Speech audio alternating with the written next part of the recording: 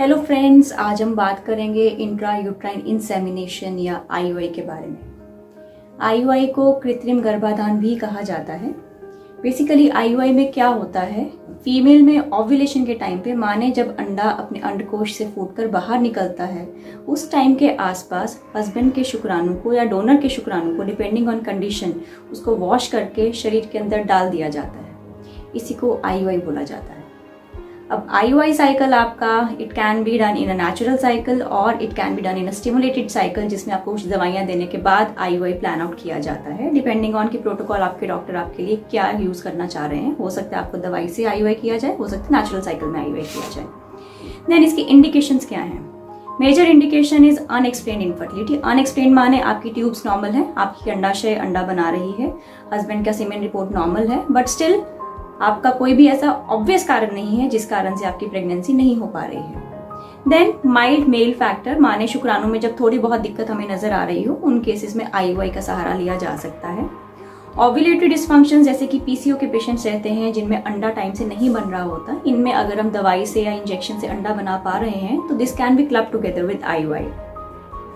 Then इसके साथ ही इन केस किसी कपल को डोनर शुक्राणु की रिक्वायरमेंट है, उसमें भी IUI can be one step for pregnancy.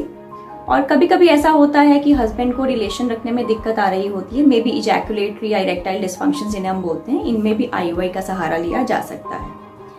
Then IUI का प्रोसीजर अगर हम देखें तो कैसे स्टार्ट होता है। अगर स्टिमुलेटेड आईयूआई होता है उसमें बेसिकली पीरियड के सेकेंड या थर्ड डे पे फीमेल को कॉल किया जाता है।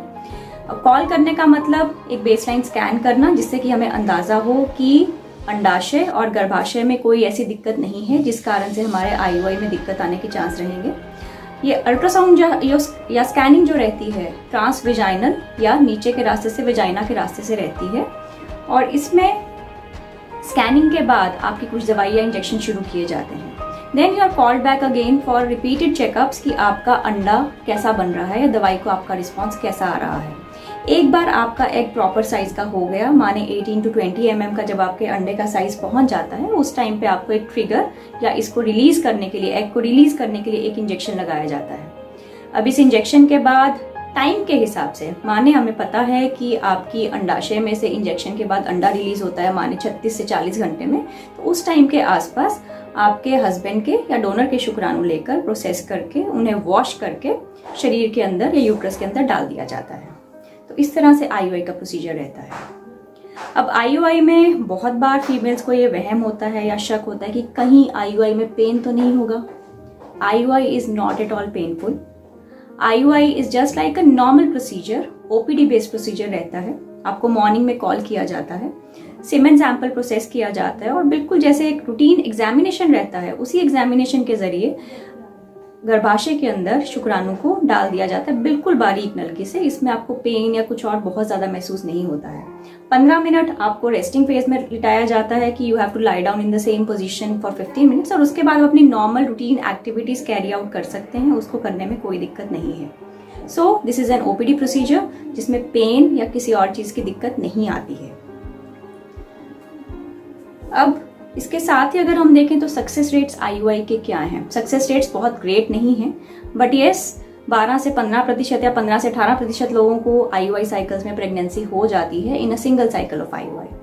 जिनको एक बार के आईयूआई में प्रेगनेंसी नहीं हो रही है उनको रिपीटेड आईयूआई कराने पड़ सकते हैं, 2 से 3 या 3 से 4। अब इसके साथ ही अगर हम देखें तो सक्सेस रेट्स किस किस चीज के ऊपर निर्भर करते हैं। What determines the success rate in IUI?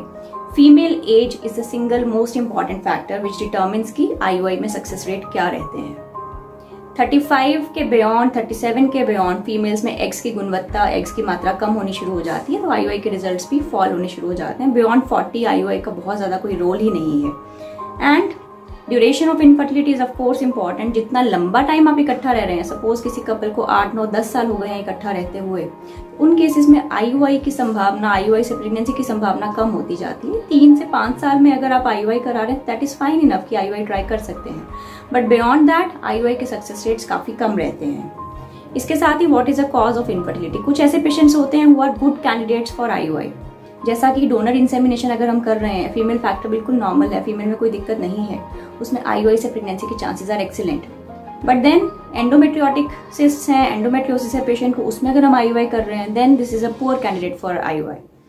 तो cause of infertility is of course important whenever we decide कि IUI आपके लिए अच्छा ट्रीटमेंट है या नहीं है। इसके साथ ही डिपेंड करता है कि सीमेन वैल्यूज हमारे पास क्या आ रही हैं। सीमेन वैल्यू का मतलब वॉश करने के बाद टोटल मोटाइल स्पर्म काउंट हमारे सैंपल में क्या आ रहा है, उसके ऊपर भी आपके IUI के सक्सेस रेट्स निर्भर करते हैं। अब बहुत बार पेशेंट्स आते हैं 3 साइकिल IUI, 4, 5, 6, 7, 8, बहुत बार बहुत सारे IUI कराकर पेशेंट्स आते हैं। तो क्या इतने IUI से सक्सेस रेट आपका सक्सेसिवली बढ़ता जाता है? It is not like that. Cumulative pregnancy rates over 3 cycles is almost up to 30-35%। माने पहले 3 से 4 साइकिल में ऑलमोस्ट 30 से 35% लोग कंसीव कर जाते हैं। उसके बाद अगर हम और IUI कर रहे हैं उससे प्रेगनेंसी के चांसेस बहुत ज़्यादा देखने को नहीं मिलते हैं। तो 3 से 4 IUI पे स्टॉपेज लगा देना चाहिए। इसके बाद अगर आपको और IUI कराने की जरूरत पड़ रही है देन इट मीन्स कि IUI शायद आपके लिए एक अच्छा ट्रीटमेंट ऑप्शन नहीं है। You may have to move forward. Maybe आपके डॉक्टर उस टाइम पे आपको IVF या टेस्ट ट्यूब बेबी की सलाह दें। तो बियॉन्ड 3 और 4 IUIs बहुत ज्यादा IUI कराने का कोई तुक नहीं है। IUI के रिलेटेड या इनफर्टिलिटी के रिलेटेड आपके कोई भी सवाल हो तो I am ready to answer. I will be most happy to answer all those questions. मैं doctor Pooja Dhir Bhayana, consultant Sonakshi IVF Hisar. Thank you.